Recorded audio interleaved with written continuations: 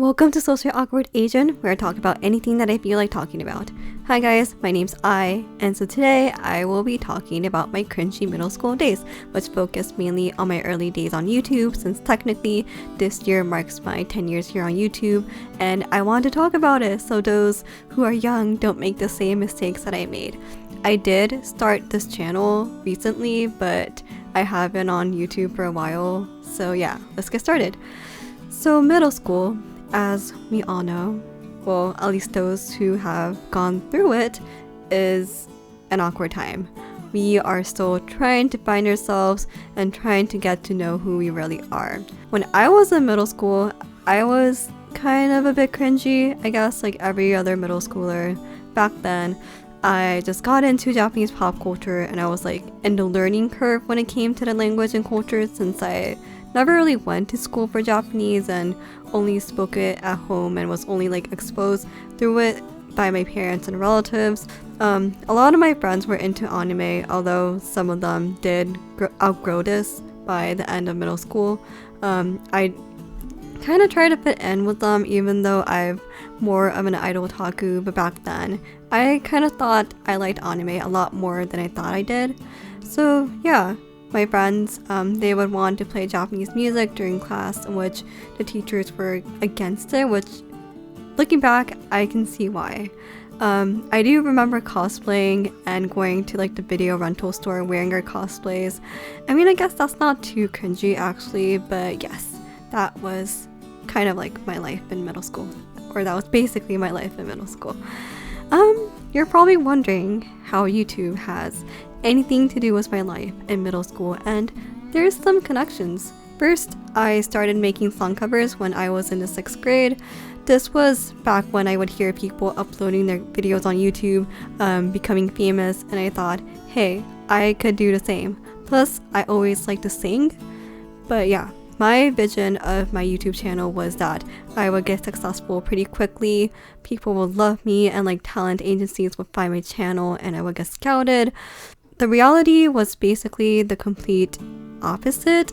I would only get hate comments telling me to disappear and die, and how I was really bad at singing, and they would write like heta, and a lot of these comments were from those who were Japanese, and this made me kind of have like a negative perception of them due to my lack of interaction with other Japanese people. Back then I was super immature, so I did delete all the hate comments that I would get.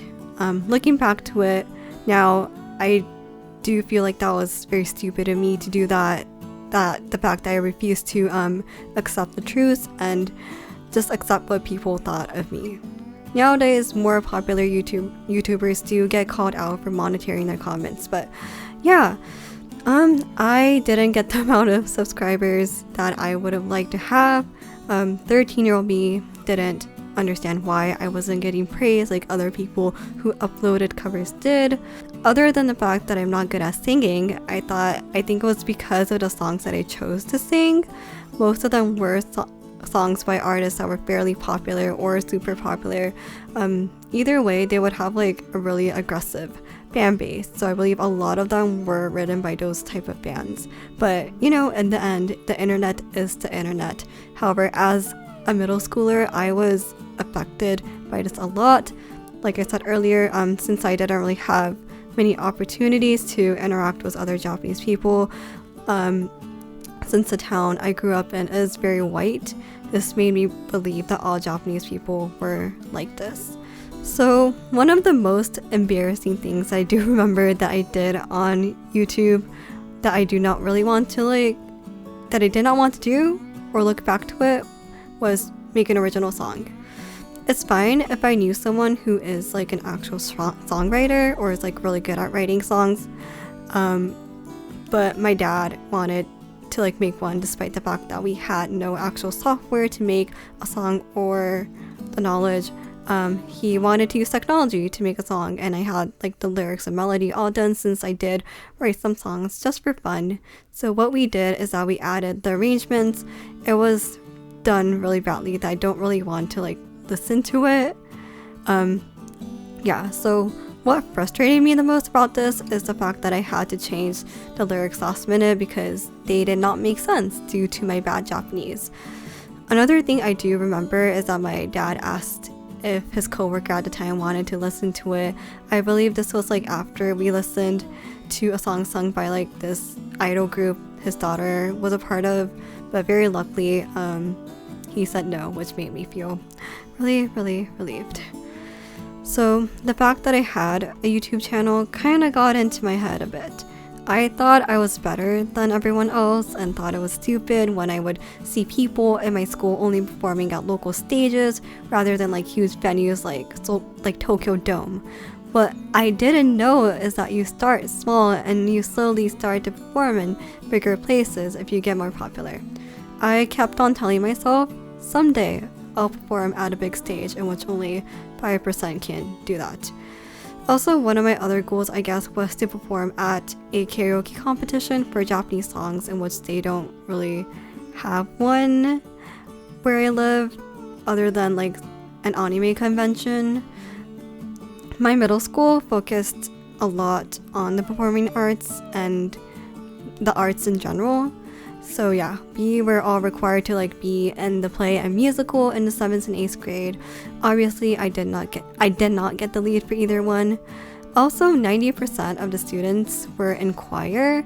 Despite the fact that I considered myself to be a singer, I was not in choir because practice was usually like an hour before school and I didn't want to wake up early. Everyone was like telling me to be in choir, but I didn't want to because I heard that you had to sing for the auditions, obviously. I didn't know a lot of English songs, even though I did hear that singing Happy Birthday is just fine. The teacher just needed an idea on what key you sing in. There was like also a theater camp in the summer that was held in the building where my middle school was each year and what some people from my school went to. Just like everyone else, I guess, I was like encouraged to do that as well, especially by my mom, but didn't because of the cost. It was pretty expensive. So yeah, I remember her telling me that I should do theater because I have a hard time projecting my voice. She was basically mad that I refused to do any extracurricular activities since I had anxiety about doing anything new, and to be honest, I still do have anxiety about that. Looking back, I should have done all those things just for the experience, but I had no understanding of the performing arts and I still don't have like a full understanding of it.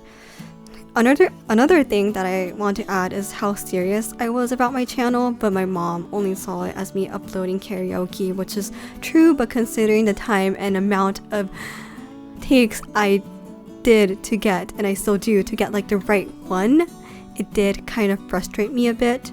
Basically, a lot of how kind of like my parents' views on how they wanted to raise me was very different, like I said in my first socially awkward Asian video.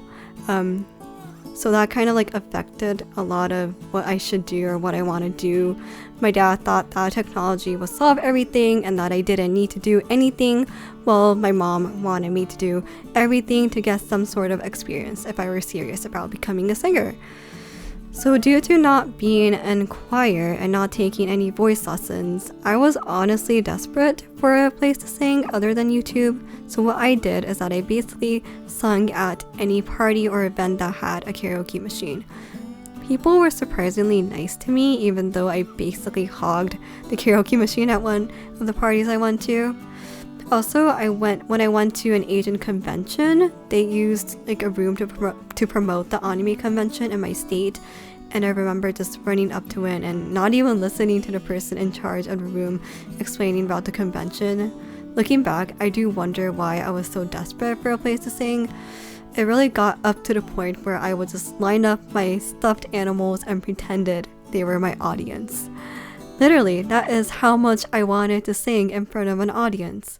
So as for actual auditions, I have auditioned for AVEX, so basically any of like the world auditions, Nodojiman World and Morning Musume. Obviously, I did not hear back from any of the things that I applied for.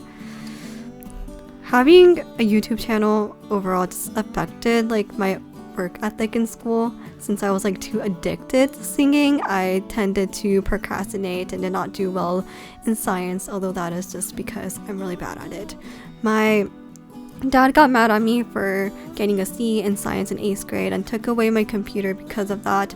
Not having my computer did help me study, but it was a bit inconvenient at the same time.